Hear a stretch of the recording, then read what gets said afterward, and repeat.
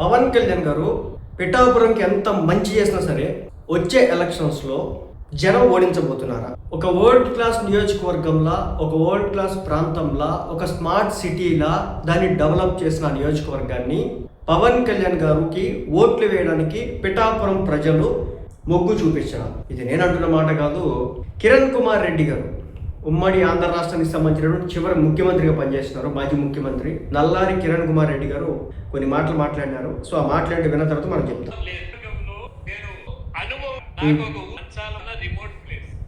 కిలోమీటర్లు దానికి రోడ్డు నేను ఎమ్మెల్యే 89లో అయినా కూడా అంతా ఫార్వర్డ్ కమ్యూనిటీ ఇల్లు సరిగ్గా లేదు. తిరిగేసి 2004లో అందరికి అలా ఇంట్లో ఆ గ్రామం అది పెద్ద కూడా ఆ గ్రామం మంచి చెక్ డ్యామ్స్ 2 కట్టి 4000 ఎకరాలు నీళ్లు 9 బిగ్గెస్ట్ PMGSY స్టేట్ లో 6.5 కోటి రూపాయలు బస్సు నీళ్లు ముందర ఎలక్షన్ 300 ఆ ఎలక్షన్ అభివృద్ధి సంబంధాలు. సో ఇదనమాట ఆయన చెప్పింది. ఒక నియోజకవర్గంలో, ఒక గ్రామంలో, ఆయన సొంత గ్రామం లాంటిది. ఆ గ్రామంలో పట్టణానికో లేదా ప్రాంతానికి, అభివృద్ధి ప్రాంతానికి 9 కిలోమీటర్ల లోన్ ఉంటే దానికి ఒక రోడ్డు వేయించారు. 900 ఓట్లు ఉంటాయి మహా అయితే. మళ్ళీ ఆ గ్రామంలో దాదాపు 600 మందికి ఇల్లు కట్టించినారు. వాటర్ కోసం అని చెప్పేసి 4000 ఎకరాల కోసం పంట భూములకి అని చెప్పేసి చెక్ డ్యామ్లు ఏర్పాటు చేయించినాడు. కొన్ని కోట్ల ఖర్చు పెట్టించినాడు ప్రభుత్వం తరఫున. అంటే ఆయన సొంత నియోజకవర్గం, సొంత గ్రామాలు కాబట్టి. ఇంత చేస్తే ఆయనకు పడినటువంటి ఓట్లు 30. ఎందుకు అలాగా? ఆయన ఒకటే మాట చెప్పినాడు, హ్యూమన్ కనెక్షన్. ఎందుకు హ్యూమన్ కనెక్షన్ అంటే పవన్ కళ్యాణ్ గారు పిఠాపురం నియోజకవర్గంలో ఉండరు. పవన్ కళ్యాణ్ గారు ఉంటే రాజధాని ప్రాంతంలో ఉంటారు, లేదంటే హైదరాబాద్లో ఉంటారు. ఆయన సొంత నియోజకవర్గానికి వెళ్ళేది చాలా తక్కువ అవుతుంది. ఇక్కడ హ్యూమన్ కనెక్షన్ అని చెప్పేసి ఎందుకు అంటున్నారంటే, ఈయన చెప్పిందని నేను ఎందుకు చెప్తున్నానంటే, అక్కడ ఏం జరుగుతుందో లోకల్గా ఆయన ఒక మాట చెప్పినాడు. నేను అది కూడా వినిపిస్తే పోయేది. ఏమన్నాడంటే, అక్కడ నాకు అన్ని తక్కువ ఓట్లు రావడానికి కారణం నేను చేసిన తప్పు కాదు, అక్కడ కొంతమంది వ్యక్తుల చేత నేను పనులు చేయించాను, నేను అక్కడ ఉన్నాను కాబట్టి. వాళ్లే తర్వాత పంచాయతీలు కానీ, వార్డు మెంబర్లు కానీ, ఎంపీటీసీలు, జెడ్పీటీసీలు వాళ్ళు వేసినారు. ఏమీలోని వాళ్ళు ఒకప్పుడు తింటాకు లేని, ఉంటాకు లేని వాళ్ళు ఇల్లు కట్టుకున్నారు. సైకిల్ మీద వెళ్ళే వాళ్ళు కార్లు నడుపుకుంటూ ఉన్నారు. సో అలాగే పెద్ద పెద్ద వ్యాపారాలు అన్నీ చేస్తూ ఉన్నారు. ఒకప్పుడు ఏమీ లేని వాళ్ళు ఆ స్థాయికి ఎదిగిపోయినారు. కేవలం నన్ను అడ్డం పెట్టుకొని వాళ్ళు సంపాదించుకొని ఆ గ్రామంలో నా యొక్క వాల్యూని దెబ్బతిగొట్టినారు. దాంతో ఏమైందంటే ఓట్లు పడడం తగ్గిపోయింది. పిఠాపురంలో పవన్ కళ్యాణ్ గారు నియోజకవర్గమే కాదనట్లే, కానీ ఆయన చేతుల ద్వారా అక్కడ పనులు జరగట్లేదు. ఆయన చేయిస్తూ ఉన్నారు. ఆయన కింద చాలామంది మనుషులు ఉంటా ఉన్నారు. సో వాళ్ళు అసలు ఎవరు చేస్తున్నారో, ఏం చేస్తున్నారో ఎవరికి కూడా తెలియదు అనమాట. పనులు అయితే జరుగుతున్నాయి, కానీ ఎవరు చేస్తున్నారో తెలియదు. సో ఆ రాడార్ కనుక పవన్ కళ్యాణ్ గారు ఉంచుకోకపోతే రేపనే రోజున ఇలాంటి జరగడానికి అవకాశం అయితే ఉంటుంది. ఆల్రెడీ అక్కడ పిఠాపురంలో వర్మ కాచుకొని కూర్చున్నాడు. వంగగీతకి ఎంత కాదనుకున్నా కొంత ఓటు బ్యాంకింగ్ అయితే అక్కడ ఉంది. సో పరిస్థితులు తారుమారైతే ఇబ్బందులు అవడానికి అవకాశం ఉంది అనేది అయితే ఈ వీడియో యొక్క ఉద్దేశం. ఎందుకంటే ఫస్ట్ మనకి ఎప్పుడైనా సరే కీడించి మేలాంచమంటారు పెద్దలు. అంటే ముందు చెడు ఏదైనా జరిగిద్దామో అక్కడ చూడు, తర్వాత మంచి గురించి ఆలోచిద్దాం అంటారు. సో ఇక్కడ అదే జరుగుతూ ఉంది. ఏమి పవన్ కళ్యాణ్ గారు లేని నియోజకవర్గంలో, ఆయన నియోజకవర్గం అయినప్పటికీ కూడా ఆయన నెలకొకసారి, 2 నెలలకు ఒకసారి వెళ్తున్నారు, బట్ వారానికి ఒకసారి వెళ్ళట్లేదు. సో అలాగే ఆ నియోజకవర్గంకి వెళ్ళి ఆయన ఏమి నివాసం ఉండట్లేదు.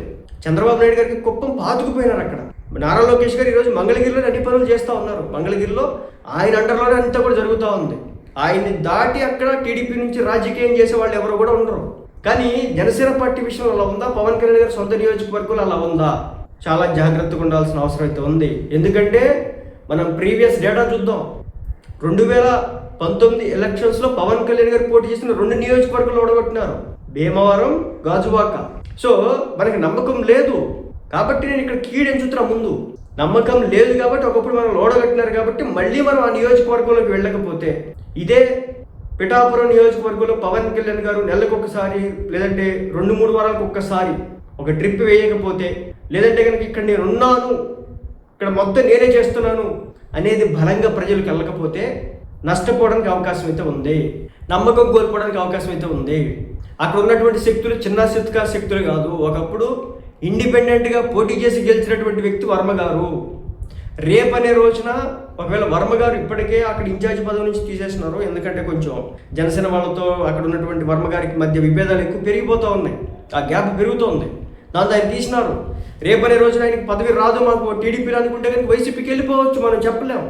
రాజకీయాల్లో ఎక్కడ కూడా శాశ్వతంగా ఈ పార్టీని గుద్దుకొని కూర్చొని ఎవడెవడు ఉండడం, మడిగట్టుకొని ఒక్కసారి అధికారం చూశాక, ఒకసారి ఎమ్మెల్యే అయిన తర్వాత నేను ఈ పార్టీ కాదంటే వేరే పార్టీకి వెళ్తాను, నాకు ఏ పార్టీ టికెట్ ఇస్తే ఆ పార్టీ అన్నట్టు ఉంటారు. సో పవన్ కళ్యాణ్ గారికి అక్కడ ఒకే నెక్స్ట్ ఎలక్షన్స్లో పొత్తుంటే కనుక టీడీపీ పార్టీ అభ్యర్థి పోటీ ఉండదు కాబట్టి మళ్ళీ జనసేన పవన్ కళ్యాణ్ గారు ఉంటారు కాబట్టి వర్మ గారికి నష్టం చేకూరిద్ది అనుకుంటే కనుక ఆయన వదిలేసి వెళ్ళిపోవచ్చు.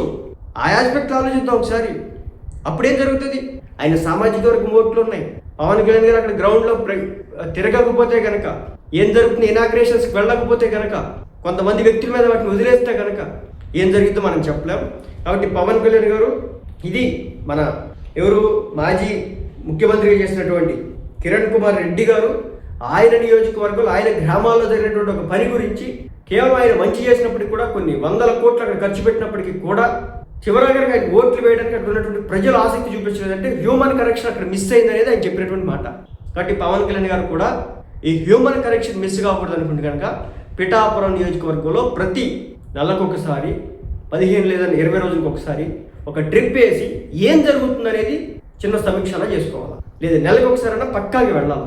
అంతేగాని 3 నెలలకు ఒకసారి 6 నెలలకు ఒకసారి అత్తగారింటికి చుట్టం చూపుకెళ్ళినట్టు వెళ్తే కనుక సిచ్యువేషన్ డిఫరెంట్గా ఉంటుంది అనేది నాకు కిరణ్ కుమార్ రెడ్డి గారి వీడియో చూసిన తర్వాత అర్థమైంది. మరి మీరేమంటారు?